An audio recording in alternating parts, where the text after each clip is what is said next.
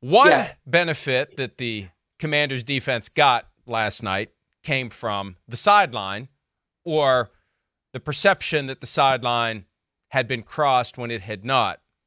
We showed you the play earlier of DJ Moore making the catch and running toward the end zone before pulling up because he realized he'd been called out of bounds, Amari Cooper versus the Titans style. Let's hear from Moore after the game on the decision to rule him out of bounds when we saw nothing to suggest on the broadcast that he'd actually stepped out of bounds. No, so that really pissed me off because I was about to score. I could have had 4 touchdowns, and the ref got to do his job, but at the same time, it is what it is. We got the win, so I'm not too mad on it. Now, look, I got to give CBS credit. The game where Amari Cooper stepped out of bounds, we had a clear shot of it live, and they showed it over and over again. And I don't want to be critical of our friends at Amazon, but they never gave us a clear look at that sideline. Yeah, there are so many cameras in the building at a primetime game. You owe it to the audience to show them where he did or didn't step out. And yet again, Peter, this is what drives me crazy about the NFL's officiating function that dates back to 1921. We're going to rely on the naked eye of a middle-aged man or woman who's out there trying to survive among the gladiators. Where does he step out of bounds? And you have someone looking right at it. Look at the person in black and white stripes. There he is, right there. And what did he see? Just like the official in the Titans-Browns game. And this is your job. That's your moment. That's what you're trained and paid to do, to spot whether or not someone stepped out of bounds. Maybe he did. We haven't gotten a clear look at it. I wish we could get a great camera angle, and I would like to think there is one. I thought they were giving it to us when they gave us this shot, but we never really get a chance to see where, what. I need to see that he stepped out of bounds because I don't think he did. Social media doesn't think he did. Not that social media is the ultimate arbiter of anything, but I have yet to see anything that makes me think this isn't another Amari Cooper phantom out of bounds play, Peter. Mike, in the last couple of years, the NFL has gone to great pains to have the Art McNally Officiating Command Center on Park Avenue in New York City. Every game, I've been in it, you've been in it, we have seen how this thing works. And on Sunday, it's really quite something, because on Sunday, there could be 8 or 9 workstations where there is a person who is in charge of looking at everything and then calling over either Walt Anderson or, we last year, rest in peace, Wayne Mackey a couple of years ago. But be that as it may, there was one game on television last night, one game being played in the entire National Football League. And the only reason I mention the Officiating Command Center is that this allows multiple sets of eyes to be on one game. And then all that has to happen is that someone, probably Walt Anderson, from that Officiating Command Center can get into the ear of the referee on site in Landover, Maryland. And basically they say, hold on, have a crew conference. Ask him what he saw. It really looks like he did not step out of bounds.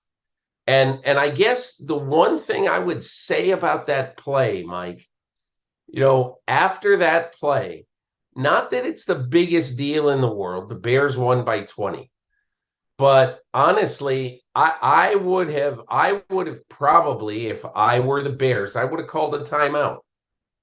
And I would have essentially put the pressure on the officiating crew to make sure they saw every angle of that play, because the Officiating Command Center should have been in the ear of the referee and said, basically, you guys need to have a crew conference and ask whether they're positive he stepped out of bounds. Well, and Peter, here's the problem, I believe, and I'm appreciative of the fact that we have this expanded opportunity to talk these things through. I think this is one of those situations where once the official says he's out of bounds and kills the play, it doesn't matter. There's nothing they can do in the command center. The play is over. The whistle's blown. And look, I have learned over the years to attribute to incompetence before attributing to malfeasance. But when they can't do anything about it, when it's another Amari Cooper situation, it kind of helps the broader cause if the rest of us never see a clear shot of DJ Moore stepping out of bounds or not stepping out of bounds. That's what bugs me about this, because the issues with officiating, the fact that they aren't full-time, and I know that if you have full-time officials, they're still going to make mistakes, but the appearance for everyone else, the gambling community at large, is we're doing everything we can. We're spending all of the money we can to get these calls right.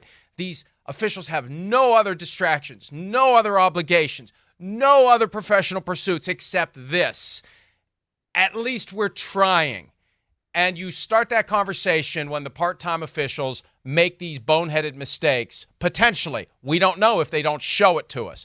But maybe that was the lesson they learned from the Amari Cooper thing. Hey, if we're ever going to kill a play and say a guy was out of bounds and he really wasn't, let's just move on to the next play.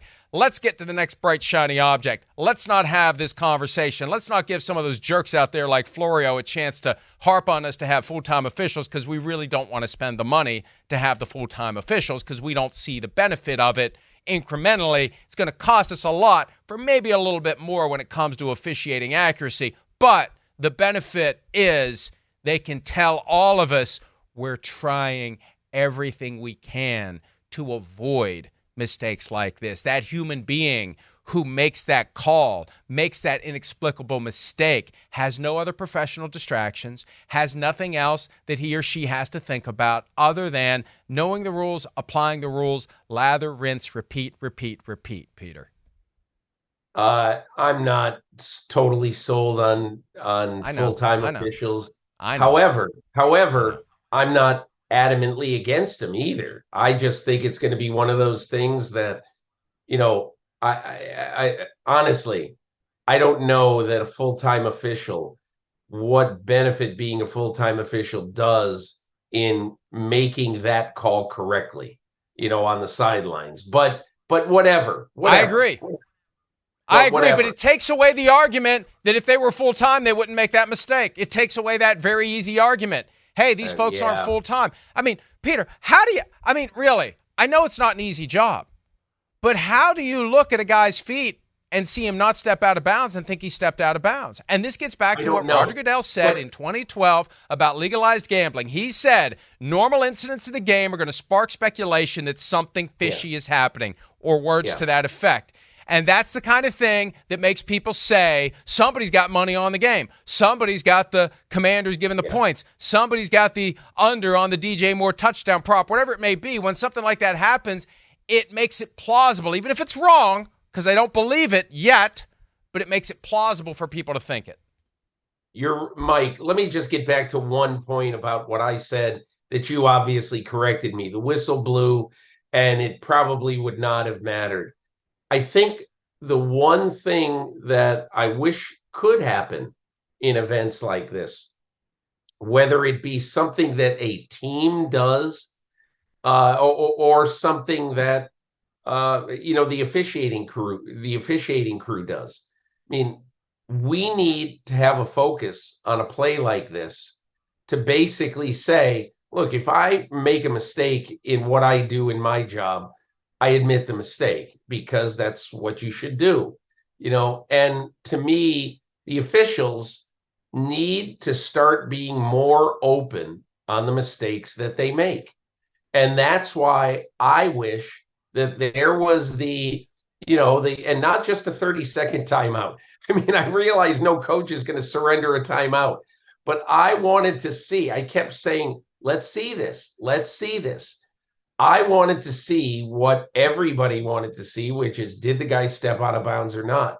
And look, here's the only reason why I am extremely suspicious that he stepped out of bounds. It's because, you know what DJ Moore's reputation is, Mike? An absolute total flatliner. I bet if you go back and watch tape, you're not going to see him acting like Pete Rose out there. Well, that's a guy from another era, but you're not going to see a guy who just jumps up and down and gets excited and all that. He's just not that kind of guy. And when I saw him do that, my first thought was, he's absolutely sure he didn't step out of bounds.